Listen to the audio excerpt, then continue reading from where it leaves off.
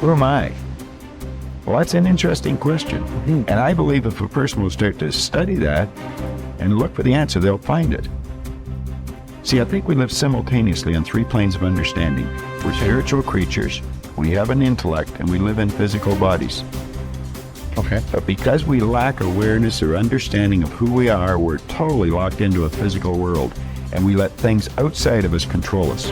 95% of the population are reacting to life. They're not really living at all. Don't waste your damn life. And then you think, well, why would people be resistant to that message? It's like, well, you really want to wake up and figure out that you're wasting half your life? And you know, when people do that kind of wasting, they actually hate it. It's like, so it's painful. It's painful to recognize that. I believe that all of us came here with something. All of us showed up to give something, and that nobody's going to give that service that you have to give. No one's going to produce your product. No one's going to write your book. No one's going to open your academy. No one's going to begin to create your daycare with a special curriculum to help to cultivate the high self-esteem in our children. That's your idea. And if you don't bring your idea out here, when you die, all of us will suffer because we've been deprived of your genius because you allowed butt to keep you in the bleachers and not pursuing your greatness. You take it to your grave with you. And that's what most people do. Our imagination, there's a power flowing into our consciousness. And through our imagination, we build the image of what we want. This is the dream. I see what I want. And I've got this beautiful dream. I impress it upon the subconscious, and it turns into a desire. So you don't get what you want, you get what you desire. Waddell's pointed out in Science of Getting Rich, the desire is the effort of the unexpressed possibility within, seeking expression without, through your action. Well, that desire is expressed through the instrument of the body because it changes the vibration of the body's in. The vibration causes you to act, and the action sets up an attraction. And it's the action-attraction that alters the results. You may not be able to do all you find out. I understand that. You may not be able to do all you find out, but you should find out all you can do. See, you don't want to wind up at the end of your life and discover that you've lived only 1/10 of it. And the other 9/10 went down the drain. Not for lack of opportunity, for lack of information. If you fall down 100 times in a day, what does it matter? For a committed man, there is no such thing as failure. If you fall down 100 times, 100 lessons to be learned. If you commit yourself like this to creating what you really care for, now your mind gets organized.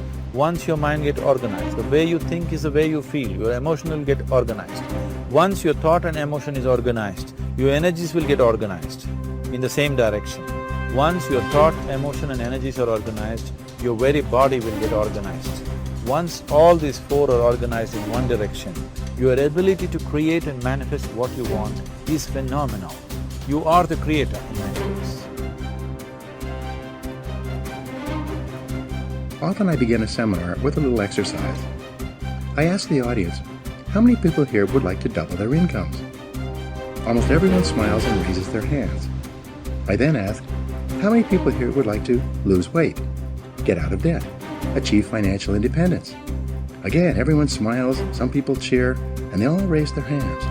Then I say, wonderful, these are great goals that everyone has.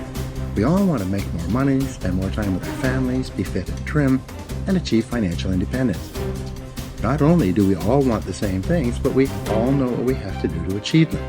And we all intend to do those things sometime. But before we get started, we decide that we need to take a little vacation to a wonderful fantasy place called Someday I'll.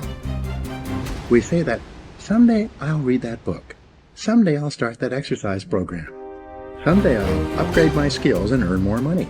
Someday I'll get my finances under control and get out of debt. Someday I'll do all the things that I know I need to do to achieve all my goals. Someday. Probably 80% of the population lives on Someday I'll most of the time. They think and dream and fantasize about all the things they're going to do someday. And who are they surrounded by on Someday I'll? Other people on Someday I'll.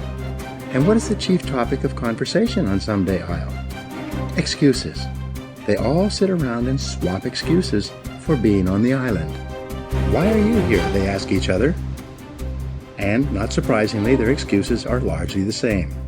I didn't have a happy childhood. I didn't get a good education. I don't have any money. My boss is really critical. My marriage is no good. No one appreciates me. Or, the economy is terrible. They have come down with the disease of excusitis, which is invariably fatal to success. They all have good intentions, but as everyone knows, the road to hell is paved with good intentions. The first rule of success is simple. Vote yourself off the island. No more excuses. Do it or don't do it, but don't make excuses. Stop using your incredible brain to think up elaborate rationalizations and justifications for not taking action. Do something, do anything. Get on with it. Repeat to yourself, if it's to be, it's up to me. Losers make excuses. Winners make progress. Now, how can you tell if your favorite excuse is valid or not? It's simple. Look around and ask, is there anyone else who has my same excuse who is successful anyway?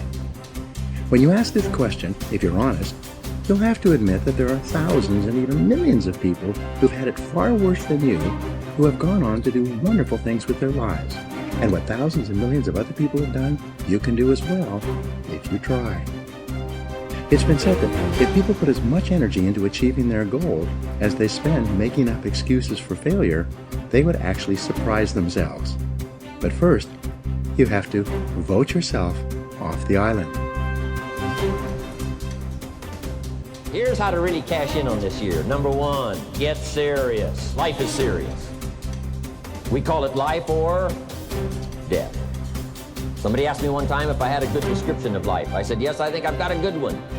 Life is the struggle to keep death at a respectable distance. Right? Death seems to want to move in prematurely.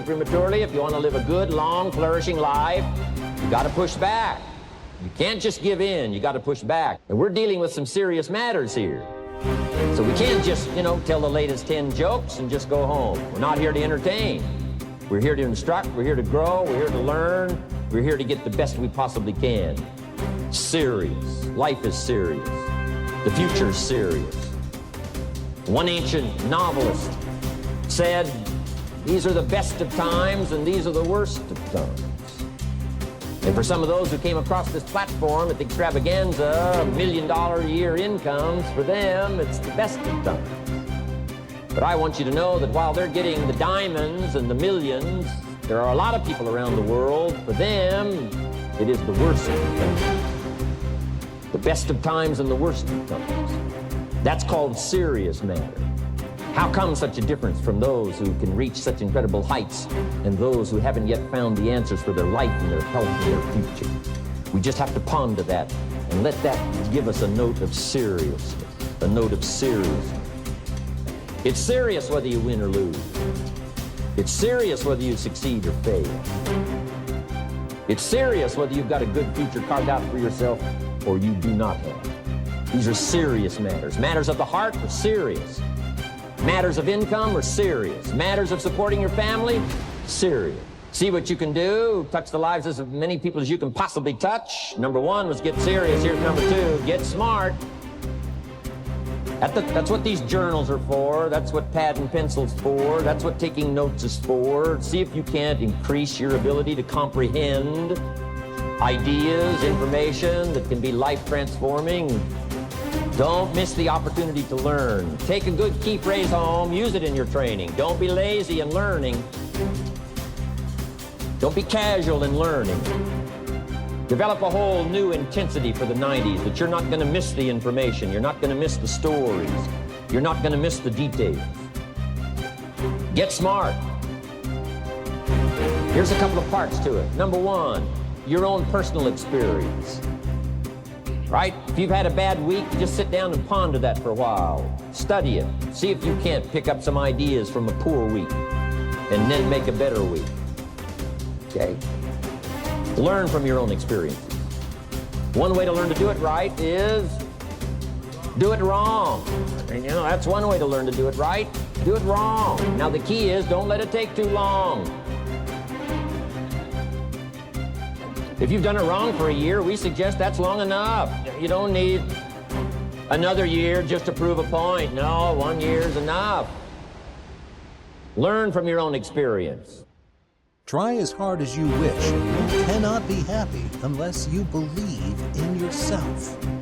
Work with all the strength at your command, and you cannot accumulate more than barely enough to live on unless you believe in yourself. The one and only person in all this world through whose efforts you can be supremely happy under all circumstances, and through whose labor you can accumulate all the material wealth that you can use legitimately, is yourself. Self-confidence might rightly be understood as the backbone of Hill's success system. But despite how crucial it is for prosperity and happiness, this characteristic is significantly underdeveloped in most individuals. The majority of human beings in today's world move through life aimlessly and dejectedly, casting their eyes on the ground rather than up and ahead to the financial, spiritual, and emotional riches they could claim. They allow external opinions to dictate how they see themselves and how they see the world.